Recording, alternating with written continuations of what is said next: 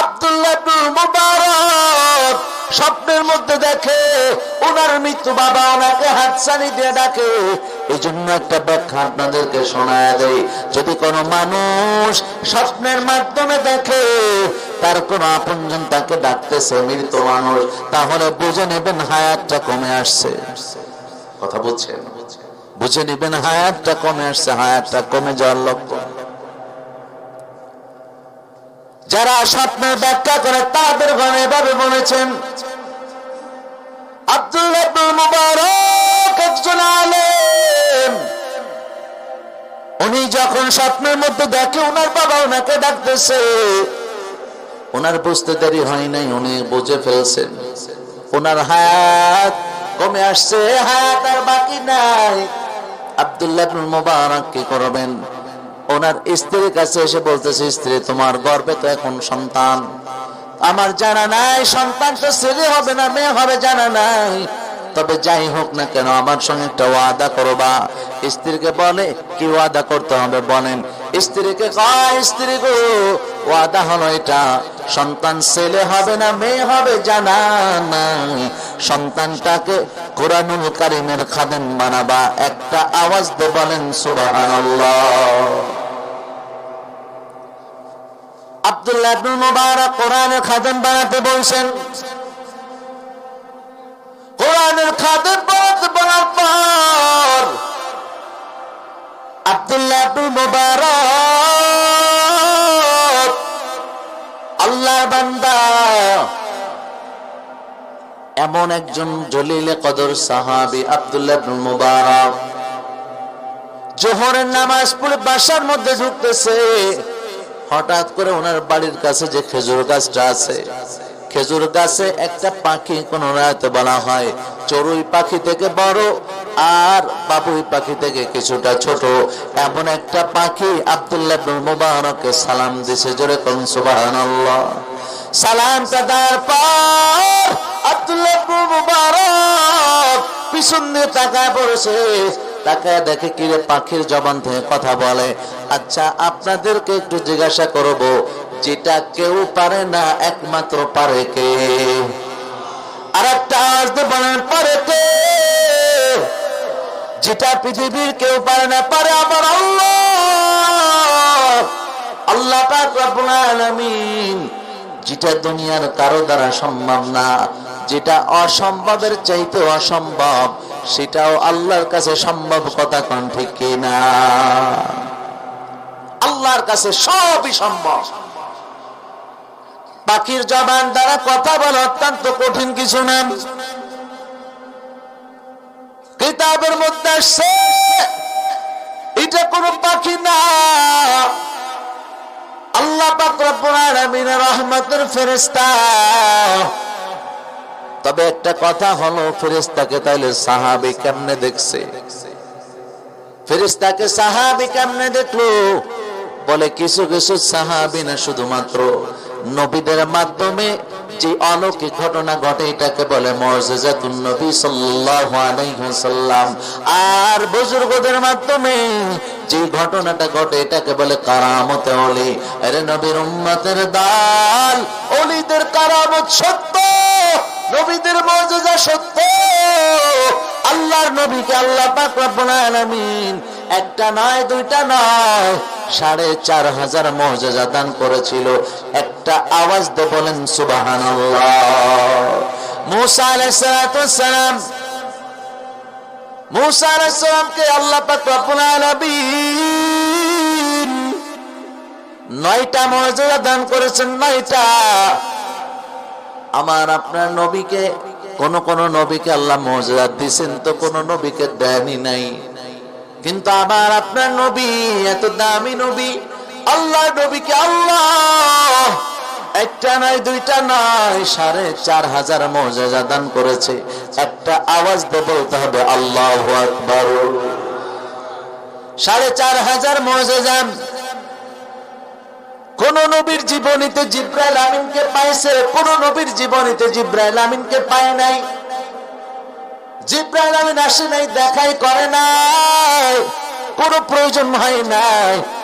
আল্লাহর নবীর মাত্র ২৩ বছরের জিন্দেগিতে একবার নয় দুইবার নয়, জিবরিল আমিন আল্লাহর নবীর সাথে 40,000 বারের বেশি দেখা করেছে। হামসিরাতে মুস্তফা তমামি হালে উকুন ইত্তেবা ইত্তেবায় সুন্নাত আজ খায়রুল বাশার গয়র লাজিম তাবু ইয়াবি আই পেশা। বেরামার অলৌকিক বিষয়গুলো কাশফ চোখের মাধ্যমে আল্লাহ দেখিয়ে দেন। উম্মাহাতুল মুমিনিন আয়েশা রাদিয়াল্লাহু তাআলা আনহা নবীর জন্য দরজার কাছে দাঁড়ায় আছে। নবী যখন ঘরের ভিতর ঢুকবে, আম্মা জান আয়েশা আগে সালাম দিবে। নবী সালাম দেওয়ার আগে আম্মা জান আয়েশা সালাম দেওয়ার চেষ্টা করে, সুবহানাল্লাহ। কিন্তু বেশিরভাগ নবী আগেই দেখতে পেয়ে যাইতেন, নবী আগে সালাম দিতেন। তবে মাঝে মাঝে তাকায় দেখে আম্মা জান আয়েশা সালাম আগে দিতে না পারার কারণে কিছুটা মুখটা মলিন হয়ে যাইত। আল্লাহর নবী মাঝে মাঝে দূর থেকে সংকেত দিতেন, আয়েশা রাদিয়াল্লাহু তাআলা আনহাকে স্মরণ করা দিতেন। আয়েশা রাদিয়াল্লাহু তাআলা আনহাকে মাঝে মধ্যে আল্লাহর নবী জিতায় দিতেন। জোরে কোন সুবহানাল্লাহ। এখান থেকে শেখা দরকার, সব সময় স্ত্রীকে ঠকাবেন না, মাঝে মধ্যে স্ত্রীদেরকে একটু জিতা দিবেন, দেখবেন সংসারের ভিতরে শান্তি বেড়ে গেছে। আল্লাহর নবীর এই জিনিসটা আপনি পালন করবেন, দেখবেন সংসারের ভিতরে শান্তি বাড়ায় দিবে কে? আওয়াজ দিয়ে পারেন না কে? এ নবীর উম্মতের দল, এ যুবক সন্তান, আম্মা জান আয়েশা রাসূলের রুমালটা মাথার উপরে দিয়ে আছেন। নবী আমার ঘরের ভিতর ঢুকতেছেন, ঢোকার পর আম্মা জান আয়েশা দেখেন রাসূল বৃষ্টির মধ্যে ভিজতেছেন, ঘরের ভিতর ঢুকছে। ঢোকার পর আল্লাহর নবী মাথা মোবারক আয়েশা রাদিয়াল্লাহু তাআলা আনহা মোছানো শুরু করছে। দেখে মাথার ভিতর কোনো পানি নাই, গায়ে কোনো পানি নাই। আল্লাহর নবী বিচলিত হয়ে বলে, আয়েশা রে,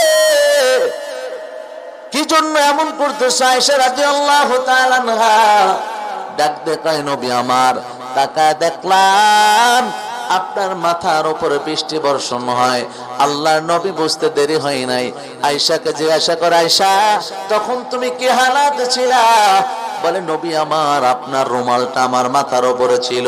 আল্লাহর নবী কয়, এই রুমালের বরকতের কারণে আল্লাহ তোমার কাশফ চোখ খুলে দিয়েছে।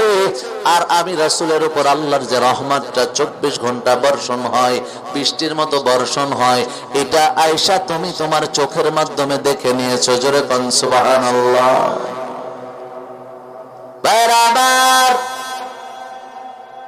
আব্দুল্লাহ ইবনে মুবারক পিছনে তাকায় দেখে পাখি যখন কথা কয়, পাখির কথা শুনে পাখির সালামের জবাব দিছে।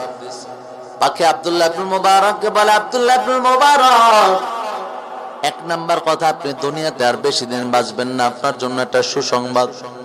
সুসংবাদ কি? কয় দুনিয়ায় বেশি দিন বাঁচবেন না। আচ্ছা, এই সংবাদটা যদি আমাকে আপনাকে দিত, দুনিয়ায় বেশি দিন বাঁচবেন না, এটা কি আমার আপনার জন্য সুসংবাদ হইতো? কথা বল না। ওই সময় থেকে খাওয়া থেকে শুরু করে এমনকি পায়খানা বন্ধ হয়ে যাইত। কথা ঠিক না? সব বন্ধ হয়ে যাইত, কিছুই আমাদের হুঁশ থাকতো না, কারণ মারা যাবো একটা ডেট আছে। এই জন্য যে ব্যক্তির ক্যান্সার হয়, যে ব্যক্তির এইডস হয়, বা যে রোগে আর বাঁচার সম্ভাবনা থাকে না, দেখবেন এই লোকগুলো খুব আল্লাহওয়ালা হয়ে যায়। কথা ঠিক না? কারণ সে বুঝে ফেলাইছে আমার মৃত্যু নিশ্চিত, সে বুঝে ফেলাইছে আমার মৃত্যু নিশ্চিত। তো এই জন্য আব্দুল্লাহ ইবনে মুবারককে যখন মৃত্যুর কথা বললেন, কিন্তু উনি কিন্তু এটা বলে নাই যে এটা আমার জন্য কিভাবে খুশির সংবাদ হয়। ভাইরা আমার, আব্দুল্লাহ ইবনে মুবারক আল্লাহ নবীর হাদিসের দিকে তাকায়।